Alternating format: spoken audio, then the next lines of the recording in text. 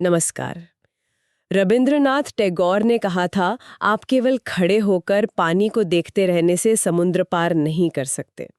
आज हम भारत के भीतर एक ऐसे ही गहरे और जटिल संघर्ष को समझने की कोशिश करेंगे, नक्सलवाद। बिल्कुल।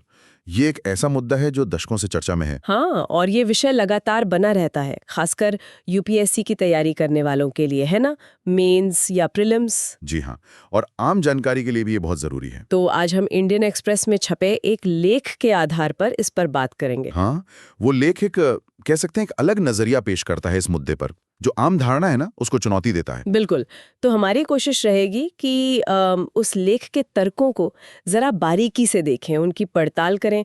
खास तौर पर ये जो रिश्ता बताया जाता है नक्सलवाद, गरीबी और शासन, मतलब गवर्नेंस का। हाँ, इसी पर आज गहराई से बात करेंगे। तो चलिए शुरू करते हैं ये विश्लेषण। जब हम भारत की बात करते हैं तो मन में क्या आता है?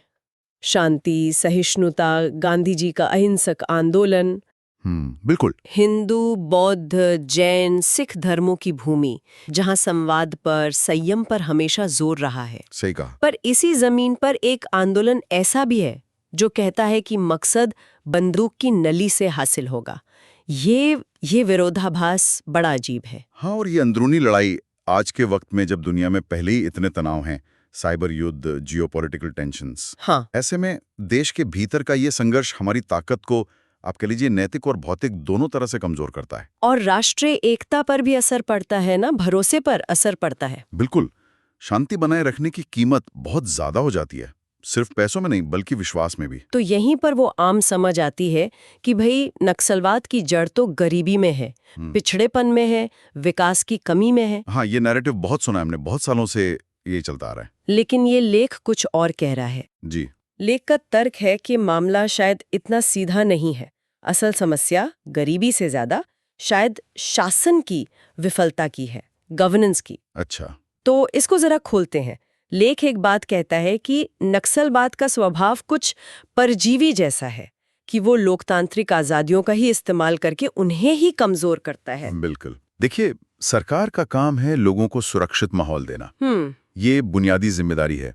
हाँ। लेकिन जब कोई हिंसक गुट हमला करता है कहीं भी, किसी गांव पर या सरकारी संपत्ति पर, तो वो सिर्फ जान माल का नुकसान नहीं है, वो लोगों का व्यवस्था पर से भरोसा तोड़ता है। हर हमला डर पैदा करता है, शक पैदा करता है, समुदायों को बांटता है। और इसी बात से गरीबी वाली दलील पर सवाल उठता है, जैसा लेख कहता है। हाँ बिल्कुल। लेख यही पूछता है कि अगर वाकई गरीबी और पिछड़ापन ही मुख्य वजह है, तो फिर नक्सली उन चीजों को ही क्यों निशाना बनाते हैं जिनसे लोगों की गरीबी दूर हो सकती है? जैसे स्कूल, सड़कें, रेलवे ट्रैक, टेलीकॉम टावर।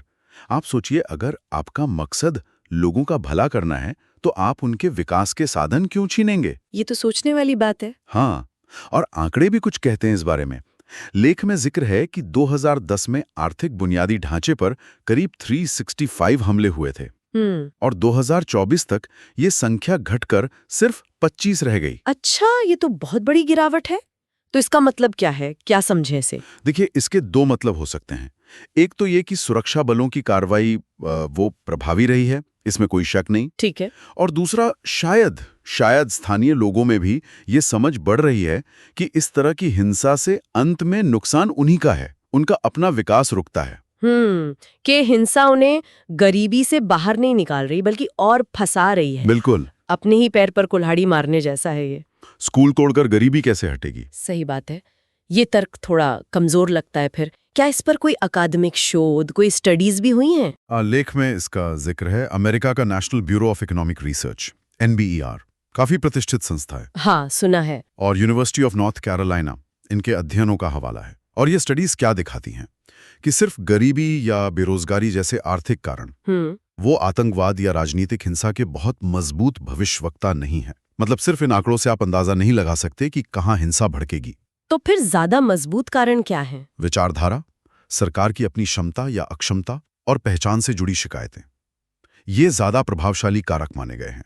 और भारत के संदर्भ में क्या यहाँ भी ऐसा कुछ देखने को मिला है? हाँ, लेख में economic and political weekly EPW का जिक्र है। उसमें छपे एक शोध का हवाला दिया गया है। अच्छा, EPW में क्या कहता है वो शोध? वो शोध कहता है कि माओवादी गतिविधि का संबंध आर्थिक पिछड़ेपन की तुलना में फॉरेस्ट कवर यानी वन आवरण से ज्यादा मजबूत है। 1 मिनट, फॉरेस्ट कवर से मतलब जंगल ज्यादा होने से, गरीबी से भी ज्यादा, ये कैसे? हाँ, थोड़ा चौंकाने वाला लगता है, पर सोचिए, वन आवरण यहाँ एक तरह से प्रॉक्सी है, एक संकेतक है। किस चीज का? इस बात का कि राज्य की पहुंच कितनी मुश्किल है।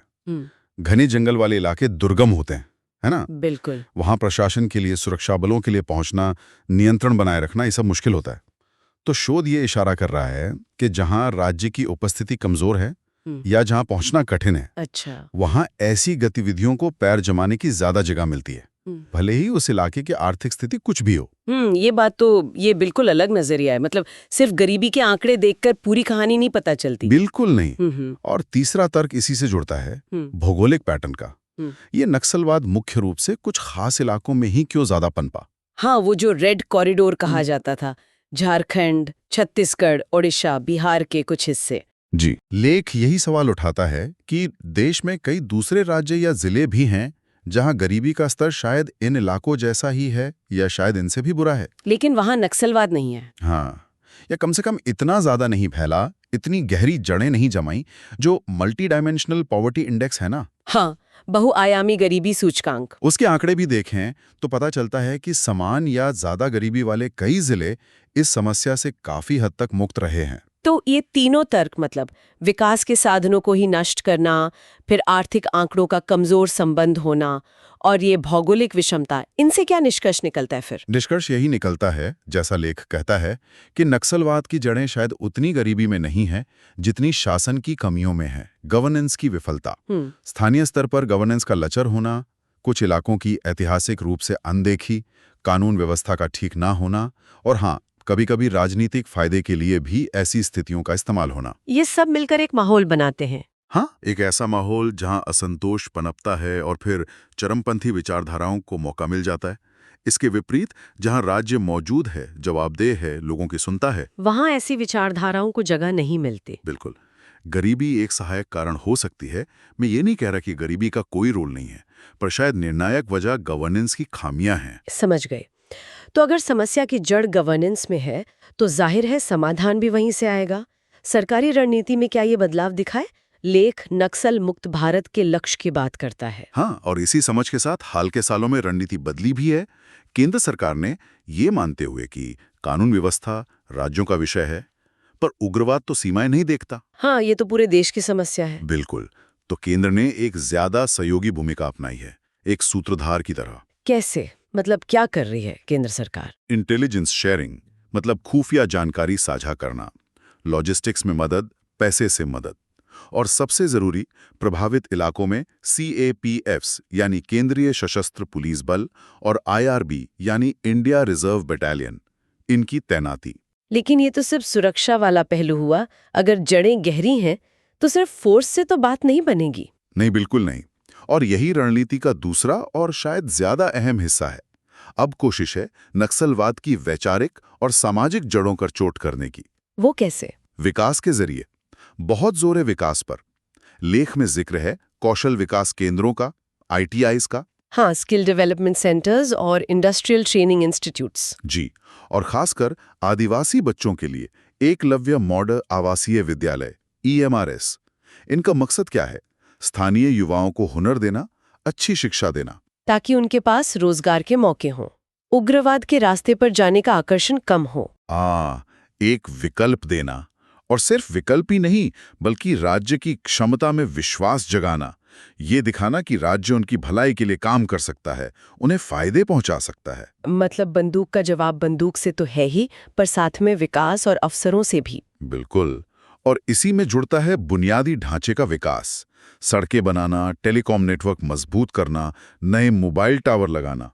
ये अब सिर्फ विकास का एजेंडा नहीं है। तो फिर क्या है ये? ये एक तरह से काउंटर इंसर्जेंसी रणनीति का हिस्सा बन गया है। अच्छा, ये दिलचस्प है। मतलब सड़कें सिर्फ गांवों को नहीं जोड़ रही, वो उन दूर दराज के इलाकों तक राज्य की पहुंच बना रही हैं, जहां पहले शासन लगभग गायब था।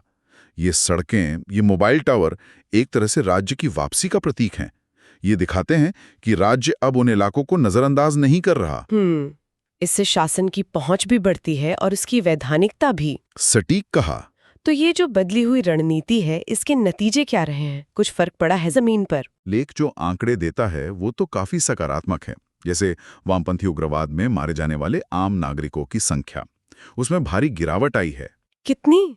अगर हम 2004 से 2013 का दशक देखें तो औसतन हर साल करीब 480 नागरिक मारे जाते थे। बाप रे, काफी ज्यादा है ये तो। हाँ, और 2014 से 2024 के बीच ये औसत घटकर लगभग 152 प्रतिवर्ष रह गया है। ये तो वाकई बहुत बड़ी कमी है। और प्रभाव क्षेत्र का क्या? मतलब कितने इलाकों में ये फैला हुआ है, क्या वो भी कम हुआ है? हाँ, उसमें भी बहुत नाटकीय कमी आई है।